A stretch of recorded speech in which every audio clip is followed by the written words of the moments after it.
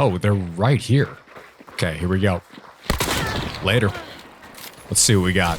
Oh, hello. Oh, we are cooked. Hang on, hang on. Not today. Where you at? Come here. Ooh, you lucky. This one's coming around. One more, one more. We gotta move. Come on, baby.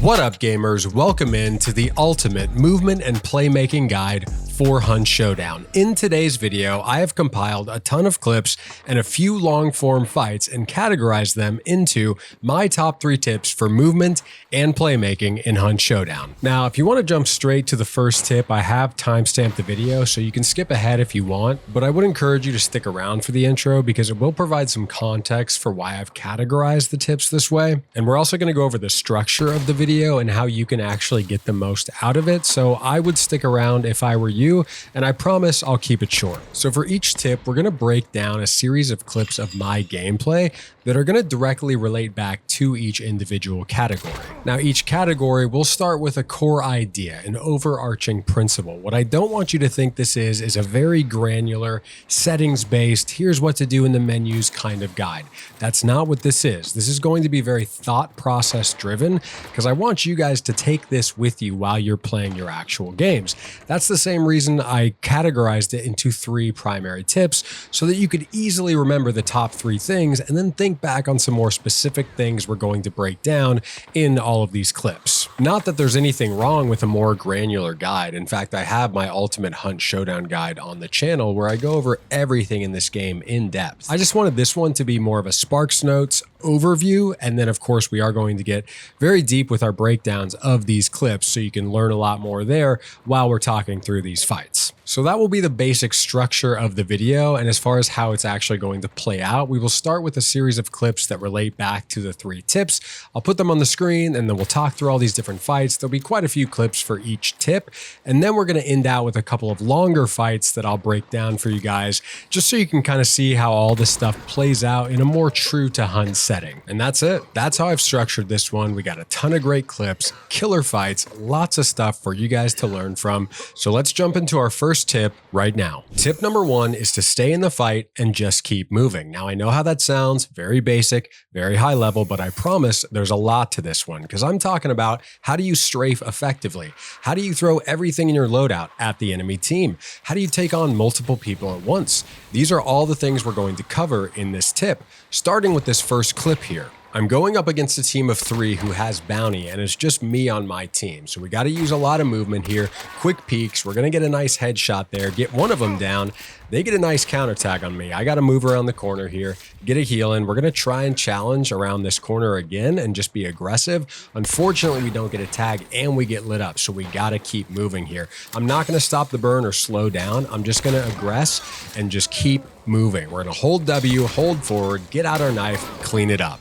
So this next clip's all about how you can be aggressive, throw everything you got at your opponent, and use your strafe to stay alive. So we start with a quick peek on this one, and rather than letting them get away, we quick swap, jump peek around with our shotgun, and then we stay ready and drop shot this one to avoid getting headshot.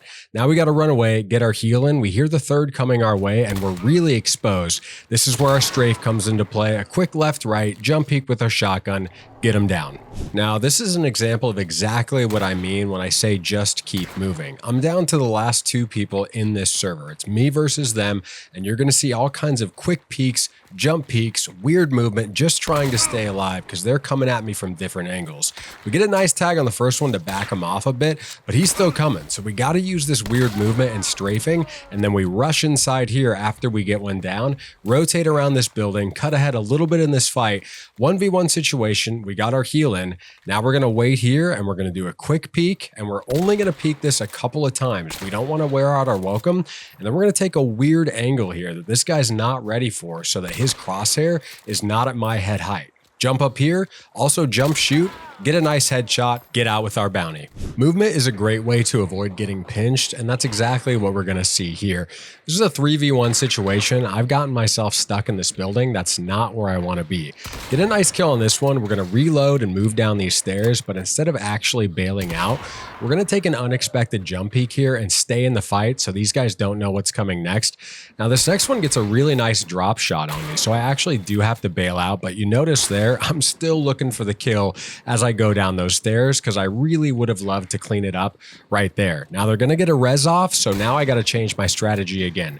Move outside, switch to our slugs here so I can at least turn this corner and give myself a chance to finish this fight. This last clip in the section here has a little bit of everything we've been talking about, starting with using everything we got. We throw our nade there at one of these guys and actually get him down. This is two teams here, so there's a lot going on in this clip. A lot of people we're going to be fighting. We're going to do some quick peeks here. We don't get headshots on this one with our Bornheim, so we got to use some jiggle peeks, make ourselves a hard target. We do eventually get her down.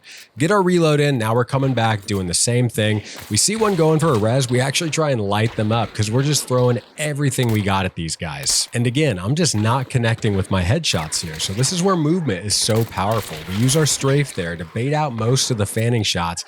Go back around the corner here, try and get a reload in. We just don't have time. Switch to our knuckle knife. We're throwing everything at these guys, put this one in the blender, and somehow get out alive. Our next tip is to keep them guessing. This one's all about the element of, you guessed it, surprise. Now, hopping on board with our first clip here, you're going to see exactly what I mean. There's no way I'm getting out of this if I don't do some unexpected things here. This is a 3v1 situation. They have bounty, and I'm telling you right now, it is not looking good for me. Right here, I'm going to get aim punched. I'm going to miss my shot, and I'm in a real bad spot, except for the fact that I'm not, baby. We flip around on this one, bust out our talent, and completely take an unexpected peek to get the first one down. And now we're going to rotate out and use our range. Rather than just staying close range and letting them overwhelm me, I'm going to back out here, switch to our long range option, and start taking these guys out one by one. Now we're going to rotate back here while they're chasing me and then just flip around at the right moment and get a nice headshot on the first one. Then rather than staying where I was and letting them call out exactly where I am, once again, rotate, take a new angle, get another headshot on the second one, and then we got a really easy one-on-one where we can take the third one out again and win this fight. Now, being unexpected is also all about fake peeks, baiting, jump peeks, things like that, which is exactly what you see here. I walk by this window and then come right back when this guy thinks that I've left. Now, this one's cooking, and I'm just going to rush him. I don't care that you got a nade, man. I'm coming right at you. Once again, just being unexpected. Now, we have a quick second to heal, and I hear this one going up, so I'm just going to be looking up with my shotgun, and I'm holding W, man. Rather than letting this guy catch his breath, we're just going to be unexpected and come right at him to clean this fight up. Here we have a move that I don't see people doing too often or really talking about all that much, but it gets me a lot of free kills. So there is a window of opportunity when somebody first picks up bounty. They're going to scan and leave themselves completely exposed. So if you can drop on them or aggress them super hard, you're going to get a really free kill just like we see here. Next, we're going to see an example of how map knowledge can also help you catch people off guard and be super unexpected. So here I'm fighting a duo, and what I'm going to do here is just take a breath. We just got a good tag on the one we were fighting. Now I'm going to cook this nade, and I know exactly where I can throw this to drop it in this hole on the second floor and actually kill him. And we just drop down for a nice easy cleanup on the second one before they even know what's happening. This clip's going to be how to use a fake disengage to just throw a wrench in an otherwise normal fight. So here we're fighting a duo. I'm going to jump peek around here, get a nice kill on one of them, run out the door and close it to make them think they're safe to go for a res, come right back in and jump peek, get the second one down. Our last example here is going to start with a fake disengage, just like our previous clip. Get a nice tag here, act like we're running away so this one thinks he's safe. He's definitely not. Push for the res, knowing the teammate's going to aggress us. We stay ready for that, and rather than finishing the animation, we just pop up here, switch to our shotgun, clean it up. Now, the last tip we're going to go over is how to dictate the pace and shoot your shot. In my experience, most hunt players know how to play a bit passive. They know how to react to things, play a little bit slower. Not as many players know how to actually dictate the pace, be aggressive, make things happen, apply pressure, and keep that pressure on. So hopping on board with our first clip here, gonna get a nice headshot on the first member of this team of three, and we're gonna close distance. I've got a quartermaster loadout here, so we have a shotgun. So we're gonna use that to make sure they can't pop out, get close to their partner, and get an easy res. Now, unfortunately, they are a little bit further back than I'd like them to be able to really aggress and use my shotgun, but no problem. We're going to be proactive. We're going to make something happen. Pull out our nade that we always have in our loadout, get a nice bleed on both of them, so I'm able to jump peek the one, and then just run around some cover and let the bleed take care of the other. Our next example is all about how you can dictate the pace when you're outnumbered. It's not always just about rushing in, holding W. That's how I like to play generally, but there's obviously going to be times in Hunt where you have to slow down, wait for the right opportunity, and then strike. That's exactly what we see here. I'm just waiting for my opportunity here. We hear one start to make sound outside. We know it's time to go. Now it's a 2v1. We've got one down. We're going to get our reload in, and again, we're dictating the fight here. We're dictating the pace. Now it's time to go. We hear one on the metal roof. We're just going to jump out and shoot our shot. Third one thinks it's safe to go get a res now. Absolutely not. We're just going to keep the pressure on and wipe this trio. Here we're going to see how to use positioning to dictate the fight and get the drop on your opponent. So we got this team right below us outside. We're in boss lair. We have high ground. They're not going to expect us to actually pop out and just get them down. So that's exactly what we do. And then we apply pressure, keep the pressure on the teammate by getting a burn here.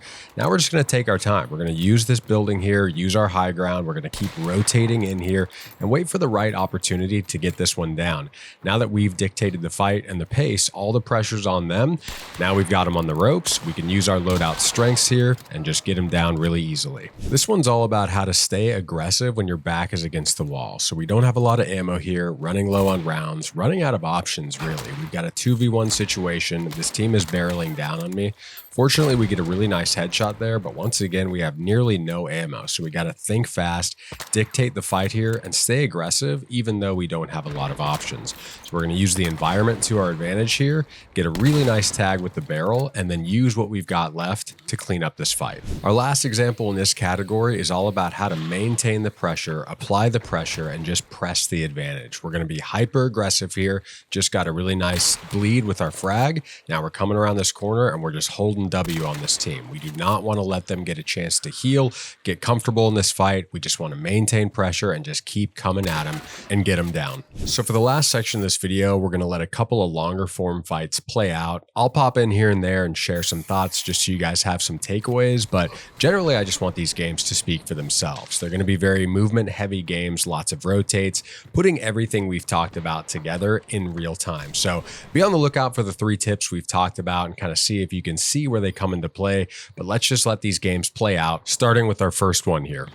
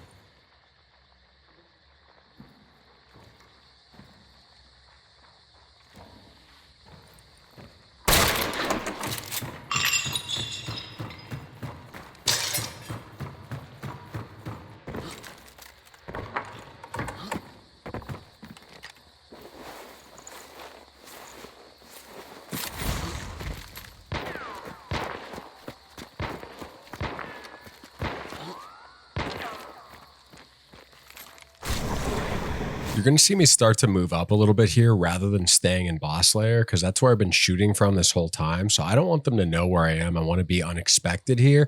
This is a great way you can open fights. Just take an unexpected angle or peek. We don't get a kill here, but it is a great way to set the pace of this fight.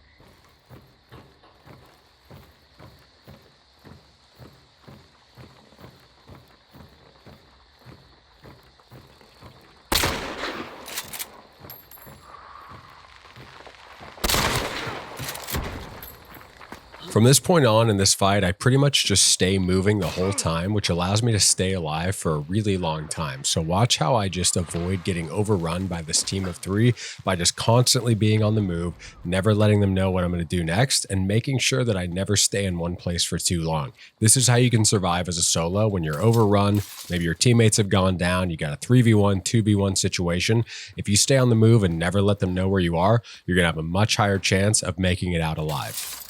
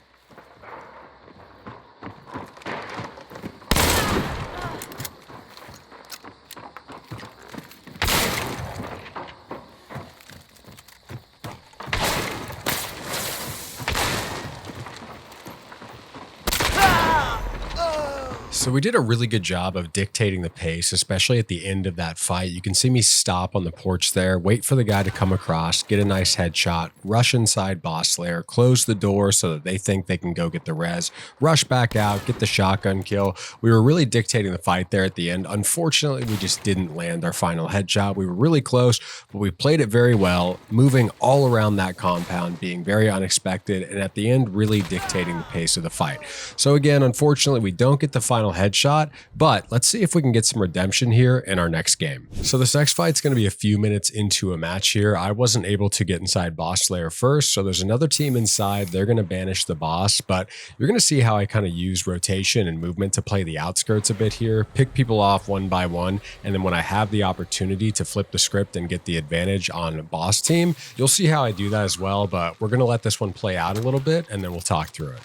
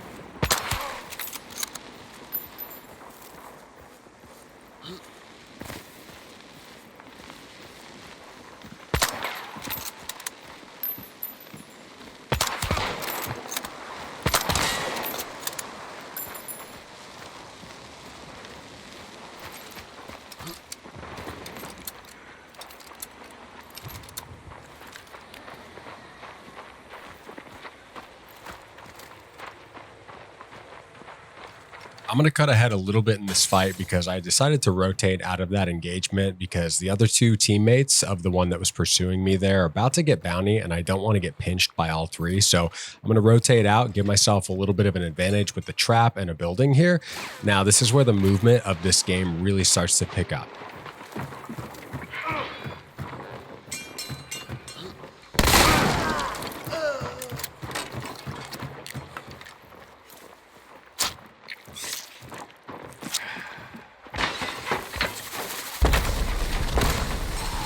Now, this is kind of a crazy play here, but the explosives were coming in. I knew the hive barrel was going to explode and I was going to be in a really bad spot. So I just wanted to completely disengage there. And like we talked about in this video, just keep moving. This is an example of not only am I going to stay moving here to try and stay alive, I'm going to be unexpected by just jumping out the window there, kind of playing the odds, hoping they're not going to follow me because of the hive. And in this case, it did work out for me.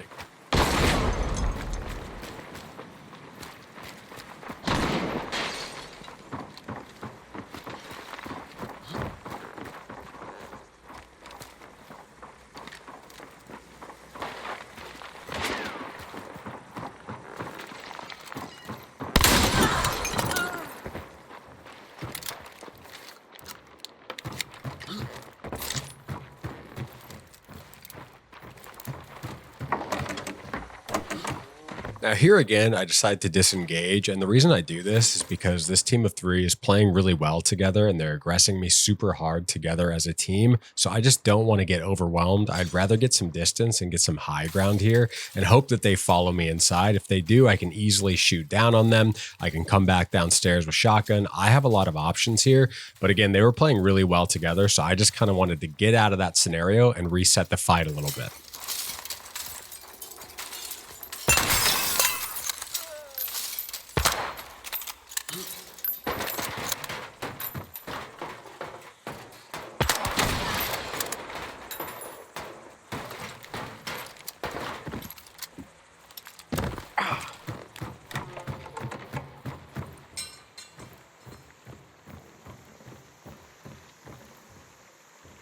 So right here, I decided to slow things down so I can really dictate the pace of this last engagement here. It's just a one-on-one situation and all the pressure is on this team's third. So I'm just going to slow it down and listen, see if I can figure out where they are.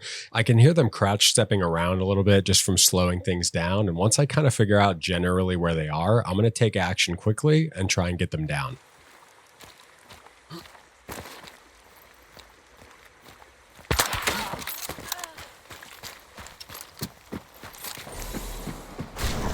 All right, y'all, that's where we're going to leave it for this one. But before we go, we're going to do a quick summary of the top 3 tips we learned in today's Hunt Showdown movement and playmaking guide. Starting with staying in the fight. Just stay in the fight, just keep moving. This one's all about using your strafe, using everything at your disposal, taking weird angles, weird movement, anything you can do to stay alive and get your opponents down. That one's going to get you a lot more kills and keep you in fights longer. Now, the next one we talked about was to keep them guessing. Be unexpected. This one's all about dropping on your opponent when they least expect it, doing fake peeks, baiting, jump peeks, anything you can do to, again, just be unexpected and catch your opponent off guard. And the last thing we talked about was to dictate the pace, to shoot your shot, to do things on your terms. You never really want to feel out of control in situations. You want to have complete control of the fights at all times. And I guarantee if you put these 3 things together, you're going to start winning a lot more fights, getting a lot more kills, and just having a better time overall in the game.